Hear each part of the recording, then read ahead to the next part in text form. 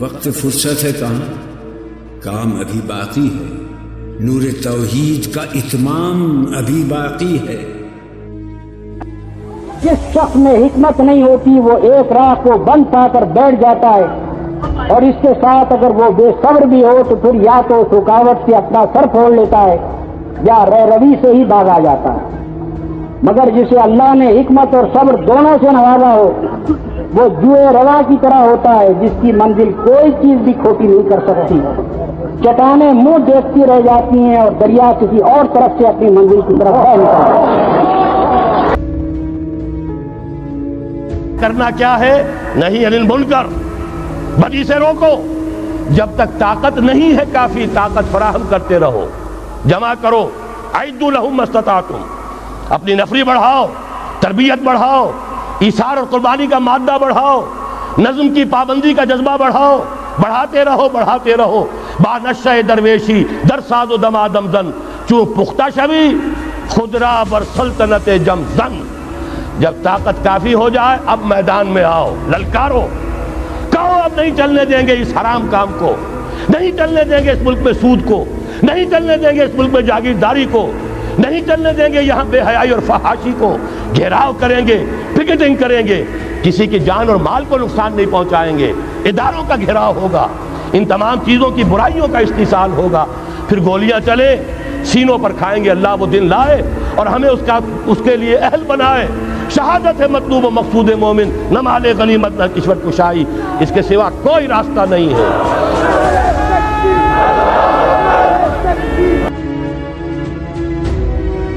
اِنَّ صَلَاتِي وَنُسُكِي وَمَحْيَايَ وَمَمَاتِي لِلَّهِ رَبِّ الْعَالَمِينَ۔ بس یہی تعلق باللہ ہے کہ میرا جینا اس کے لیے، میرا مرنا اس کے لیے، میری نماز اس کے لیے، میری قربانی اس کے لیے، میرا وجود اس کے لیے، میرا تحرک اس کے لیے، میرا جوش و جذبہ اس کے لیے، میرا اول و آخر اس کے لیے۔ کس کے لیے؟ وہ جو ملجا اور ماوا ہے، اللہ رب العالمین، وہ جو سمیع و بصیر ہے، وہ جو علیم و خبیر ہے، وہ جو اول و آخر ہے، وہ جو ملجا اور ماوا ہے، وہ جو شہرک سے زیادہ قریب ہے، وہ جو حی و قیوم ہے، لا تأخذہ سنۃ ولا نوم، وہ جس کو نیند نہیں آتی، وہ جس کو اونگ نہیں ستاتی۔ وہ رب جب میرے اور آپ کے ساتھ ہے تو اسلامی انقلاب آ کر رہے گا۔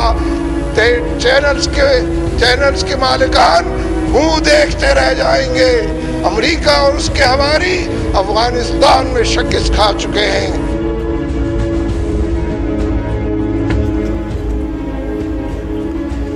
اور یہ سارے حالات دیکھ کر بھی کسی کے اندر کوئی حرکت نہ پیدا ہو، اس کے دل میں یہ خواہش انگڑائی نہ لے کہ میں اس نظام کو بدلنے کی جدوجہد کروں، تو سوائے افسوس کرنے کے کیا کیا جا سکتا؟ مجھے کہنا پڑتا ہے، تلخ بات ہے، کہنی پڑتی ہے۔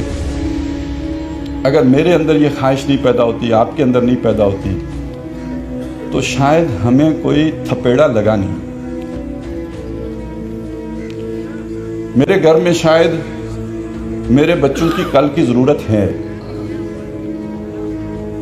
دودھ پیتے بچے کے فیڈر میں ابھی دودھ ہے، اس لیے مجھے احساس نہیں ہے۔ میرے گھر میں کوئی شاید ایسی بیماری میں مبتلا نہیں ہوا کہ جس کا علاج میرے بس سے باہر ہو۔ اور بات بھی کہہ دوں، میری بیٹی پہ، بہن پہ، بیوی پہ گلی کے بدماش کی ابھی نظر نہیں پڑی۔ آپ کے کاروبار کو ابھی کسی بدماش کی نظر نہیں لگی، ابھی کوئی بھتہ لینے آپ کی دکان پہ نہیں آیا۔ اور یہ بھتہ خور صرف بدماش ہی نہیں ہے، ریاست بھی ہے۔ اس کے اہلکار ابھی ٹیکس لینے نہیں وارد ہوئے آپ کے یہاں، نہیں تو آپ کے دل میں بھی انقلاب کی آرزو پیدا ہو چکی ہوتی۔ تو آپ سوتے رہیے، آپ آرام کیجئے، آپ سکون سے رہیے، آپ چین کی بانسری بجاتے رہیے، آپ اللہ ہو کی جو ضربیں لگاتے رہیے، اس لیے کہ ابھی کوئی بدماش آپ کے گھر نہیں آیا۔ جب آ جائے گا یہ فرسٹریشن آپ کے یہاں بھی نظر آئے گی۔ جب آ جائے گا تو آپ کے اندر بھی خواہش انگڑائی لے گی، کوئی اللہ والا آئے اس نظام کو بدلے۔ اور یہ اب مرنے والا ہے. ہم نے اس میں کوئی حصہ ڈالنا ہے یا نہیں ڈالنا، ہماری قسمت کا فیصلہ اس پہ ہے. سحر ہونے کو آئی ہے، ستارے ڈوب جائیں گے، وہ طوفان اٹھنے والا ہے، کنارے ڈوب جائیں گے. میری مانو چلو مجدار میں موجوں سے ٹکرا لیں، وگرنہ دیکھنا ساحل پہ سارے ڈوب جائیں گے. اور مصر میں تھا سید قطب شہید رحمۃ اللہ علیہ، جس نے جان دے دی مگر کوئی قبول نہیں کی. اس آخر وقت اس کی بہن کو علماء نے اور حکومت نے مجبور کر کے بھیجا، حالانکہ وہ بھی نہیں چاہتی تھی کہ بھائی کو بچائیں، وہ تو شہید ہونا پسند کرتی، مگر جب گئی تو قطب جو تھے رو پڑے. انہوں نے کہا بہن تو بھی آ گئی، شہادت نصیب ہو رہا، تو مجھے بچانے کے لیے آ گئی. اس نے بھائی کہا اگر لوگ مجبور نہ کرتے میں نہ آتی. اس بندے کو بدنام کر رہے ہیں، دا اس کی اعلیٰ عدالت الاجتماعیہ پھر اسلام پڑھو تمہیں پتہ لگے کہ اسلام کیا تھا اور کیا بن گیا. دین سمجھو یار، اس کو پھیلانے کی کوشش کرو. دین حجروں میں پڑھنے کی باتیں ہیں کہ جامعہ سلفیہ بند ہے اور یہ فلاں بند ہے، بس مولوی تیار کر دو مسجد میں بیٹھ جائیں. یہ حکومت کرنے کے لیے آیا، صرف ممبروں پر نہ بیان ہو، عدالت میں ججوں کے سامنے قرآن و سنت پڑھا اور ایک فیصلہ بھی اس کے خلاف نہ ہو سکے. پارلیمنٹ کوئی قانون منظور نہ کرے، صدر مملکت کی مجال نہیں کوئی آرڈیننس جاری کرے. وہ خدا حکومت کرے. خدا کے لیے یہ مدرسے جانا، یہ یا دین پڑھائیں یا مذہب کی کوئی ضرورت نہیں. نماز روزے جانا یہ ہوتے رہیں گے، یہ بھی ختم ہو جائے، کچھ نہیں بگڑ. دین قائم کرو کہ جہاں ہر شخص جو ہے وہ انشورڈ ہو، کسی کو انشورنس کی ضرورت نہ پڑے. اگر امیر ہو تو بیت المال کو پریمیم دو، حصہ دو، زکوٰۃ و روشن. غریب ہو جاؤ گے تمہیں کیا فکر کہ کل کیا بنے گا، تمہارے قرضے بیت المال اتارے گا، تمہاری بچیاں پڑھائے گا. کیا اسلامی حکومت میں کسی کو پریشان ہونے کی بات؟ اس کو قائم کرو. خدا کے بندو دین، ورنہ ہم پڑھ رہے ہیں، انگریز آ گئے، دوسرے آ گئے، نمازیں پڑھو، تبلیغیں کرو. کسی کے ذہن میں وہ بات نہیں کہ یہ مذہب ہے. دین کے تصور سے خالی ہو کر تو مذہب کی باتیں کرتے، پوجا پاٹ کی، کہ چند اخلاقیات اپنا رہو، پوجا پاٹ کرو. لعنت دے جو ایسے مذہب پر. دین ان کو مٹانے کے لیے آیا، وہ دین نافذ کرنا چاہتا جس میں ہر شعبہ زندگی خدا کے دین کے تحت. والدینوں، قرآن کی آیتوں کا بالوالدین احسانہ کا سہارا لینے والوں، ولا اف لکم الکیلیہ کا سہارا لینے والا کہ اف نہ کہو.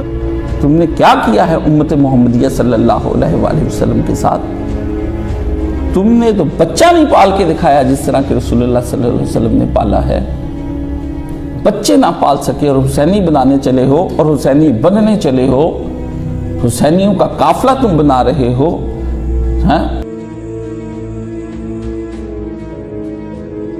یہ جو بیٹھے ہوئے وڈیرے اور جو جتنے میں لیڈ طبقہ اس وقت اسمبلی میں ہوتا ہے، کیا یہ وہ لا اسلام کا جو یہ کہتا ہے کہ 3 سال تک اگر زمین اگر کاشت نہیں کریں گے تو زمین آپ سے لے لی جائے گی، کیا اس پر وہ رائے شماری کرنے کے بعد میجورٹی کے تحت لا آف دا لینڈ بنا دیں گے؟ اس کو کیوں بنائیں گے بھائی؟ وہ کیا وہ جی ایس ٹی ہٹا کر اپنے اوپر خراج روشن لگا لیں گے؟ اپنے زمینوں کو ڈسٹریبیوٹ کرنے کے لیے احکامات اسلام کے نافذ کر دیں گے؟ کبھی بھی نہیں. یہ اپنے پاؤں پر کلہڑی مارتا. کیا ایک ملٹی نیشنل کمپنیز کو جو ان کو کک بیکس دیتی ہیں ان کو کہیں گے چلیں جی نکلے بھائی، یہ آئل اور یہ گیس اور عمارتیاں جو سے عوامی پراپرٹی ہیں، آپ کون ہوتے ہیں یہاں پر آنے والے؟ یہ نہیں ہونے والا. کیوں؟ کیونکہ یہ نظام، یہاں کا رولنگ سسٹم، یہاں سپر جمہوریت کہہ لیجیے یا عاملیت کہہ لیجیے، یہ اسلام نافذ کرنا ان کے لیے یہ فائدہ مند نہیں ہے. اب نظر آئیے کہ اگر پوری امت بنگلہ دیش سے لے کر مراکش تک اور قازقستان سے لے کر انڈونیشیا تک ایک امیر اور ایک خلیفہ تلے وحدت اختیار کر لے تو ریاست کس قدر مضبوط ریاست ہوگی. اس کے پاس لاکھوں کی تعداد میں فوج ہوگی، اس کے پاس تیل، گیس اور معدنیات کے بیش بہا وسائل ہوں گے. اور ایسے میں آپ بتائیے کہ کیا نہر سویز سے امریکہ کے بحری بیڑے گزر سکیں گے؟ کیا خلیج فارس سے تیل کا کوئی بھی ٹینکر خلافت کی اجازت کے بغیر گزر سکے گا؟ ہرگز نہیں.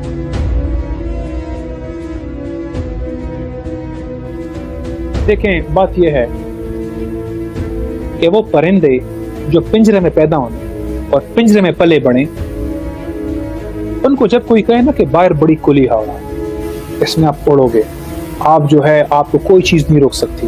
یہاں تو آپ اڑ بھی نہیں سکتے ہو. تو پرندہ وہ سوچے گا کہ میں اس پنجرے سے, جس نے زندگی پنجرے میں پیدا ہوا, پنجرہ میں پہلے بڑا ہو, اس کو لگے گا کہ میں جیسے ہی پنجرے سے باہر نکلوں گا تو میں سیدھا نیچے گروں گا, میری ٹانگیں ٹوٹ جائیں گی اور یہ شکاری پرندے آ کر مجھے ہڑپ کر جائیں گے. اس کو اس بات سے ڈرایا جاتا ہے, اسے یہ پاگل پن لگتا ہے, اسے لگتا ہے کہ یہ ایلوژن ہے, اسے لگتا ہے کہ یہ امپاسبل ہے. حالانکہ اس پرندے کی اصل جگہ یہ کھلی ہوا ہے, یہ پنجرہ نہیں. اور ان کو یہ صبح شام یہی بتایا گیا ہے کہ یہ پنجرہ ہماری جان ہے, آن ہے, اس کے اوپر یہ جو کپڑے کا ٹکڑا ہے یہ مقدس ہے اور اس نے ہمیں بچایا ہے, اس نے ہمیں سب کچھ دیا ہے.